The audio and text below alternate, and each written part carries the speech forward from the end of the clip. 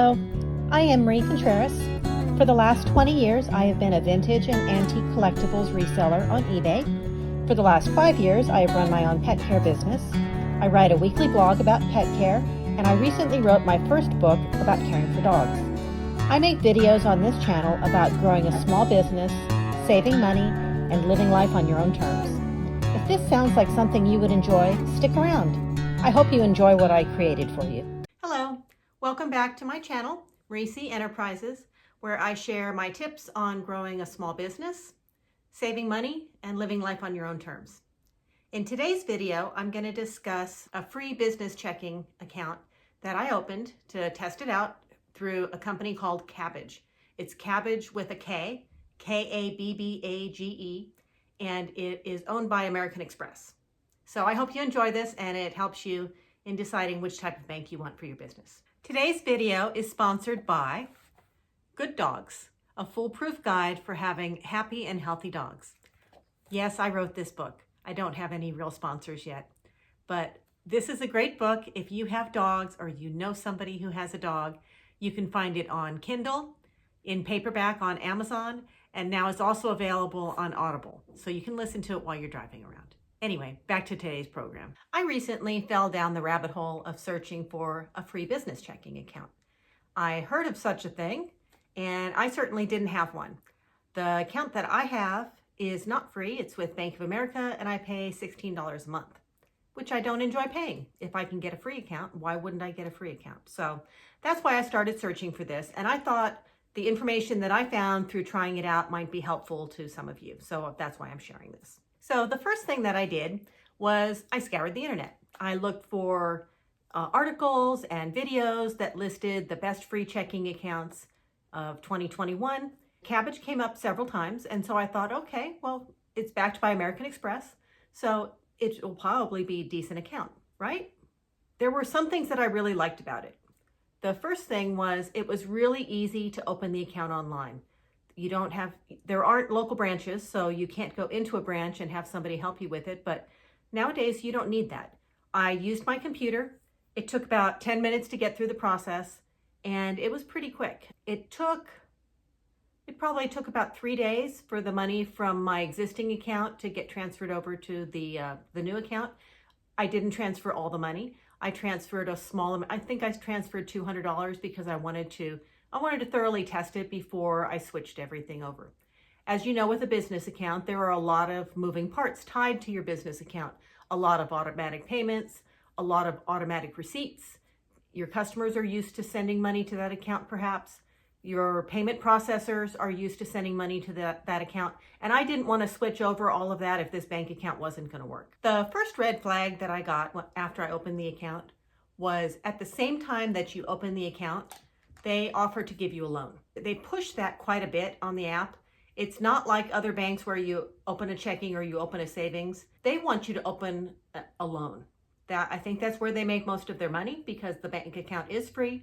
And so they're happy to give you a free account as long as you take out a loan with them. I prefer to run my business debt-free, so I didn't need a loan. I have a small business. There's not a lot of overhead. It's primarily a service business, so I had no need whatsoever for a loan.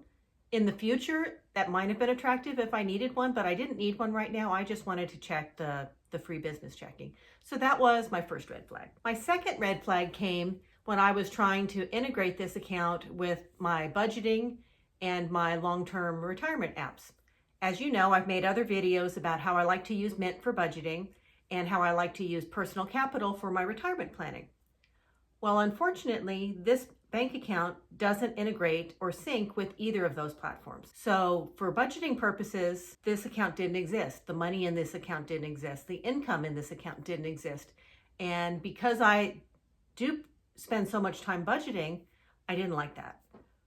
Then also for retirement planning, this account, it didn't play as much into the retirement planning because by the time I retire, I probably won't be doing dog walking anymore. I mean, that's the point of retirement, is not working. And this is very much an active business. So I wasn't as concerned that it didn't sync with Personal Capital, but the money and the assets also didn't sync with Personal Capital. So I was no longer going to have a clear and accurate picture of my current assets, therefore my forecast may be skewed. Not by a lot, but it was enough that it was a red flag for me. The next problem was some of my customers, the majority of my customers pay through my payment portal, through my booking app where I send my report cards for the daily walks and the daily services. However, I have a few that prefer not to do that for whatever reason, and that's okay. But they like to send me money through Zelle. And Zelle also doesn't sync. They don't have any payment processing app available for this business bank account. So I would have to transition those customers to the website, which would not be a huge deal. But I have one that is 50% of the income that I make. She's my best customer, and I see her dogs, two to three times a day. And she doesn't want to do that. And I already know she doesn't want to do that because I've tried before to get her over to that platform. And she's written me checks or she's sent me the money. For some reason, she doesn't trust the platform. And I don't want to lose her. She's a good chunk of the income that I have.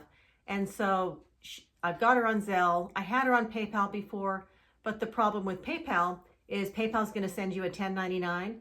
And this customer who runs a small business is also going to send me a 1099.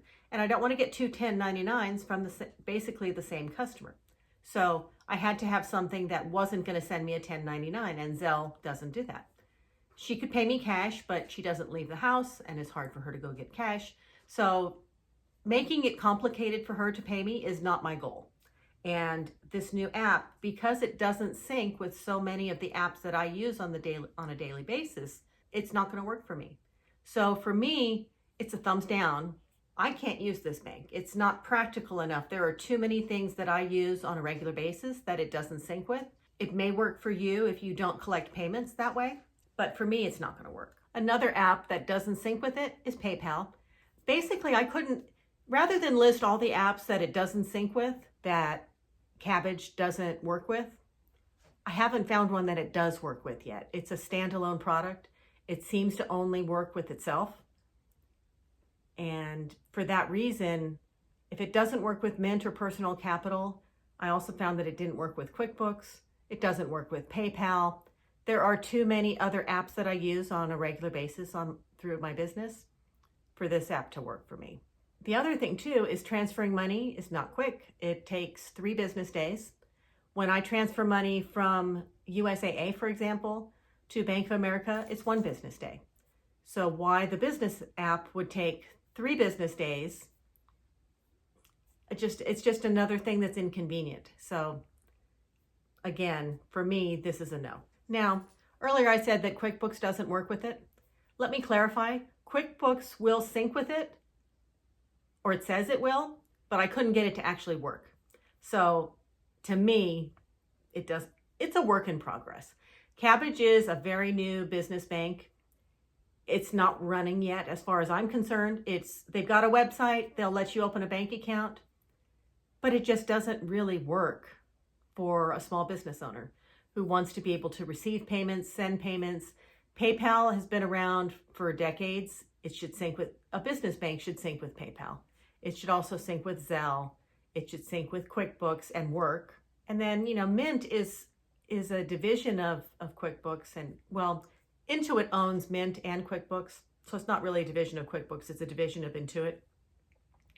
But these are basic things that I've used for over a decade.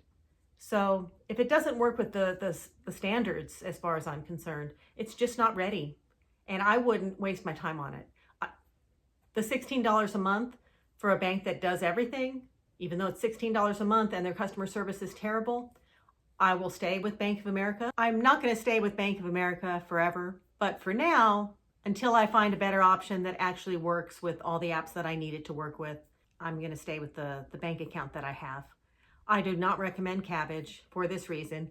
I think once they make some improvements and they've been around a little longer and everything works on the app, I think it could be wonderful. I'd be curious to see if they're still free at that point. So that's my opinion on Kabbage. Just a quick video to let you know what I found out. Have a great day. If you enjoyed this video, nudge the like button. If you would like to see more like this, consider subscribing. If you would like to read the blog or check out my new book, I'm going to leave links to them in the description. Thank you for watching. Bye till next time.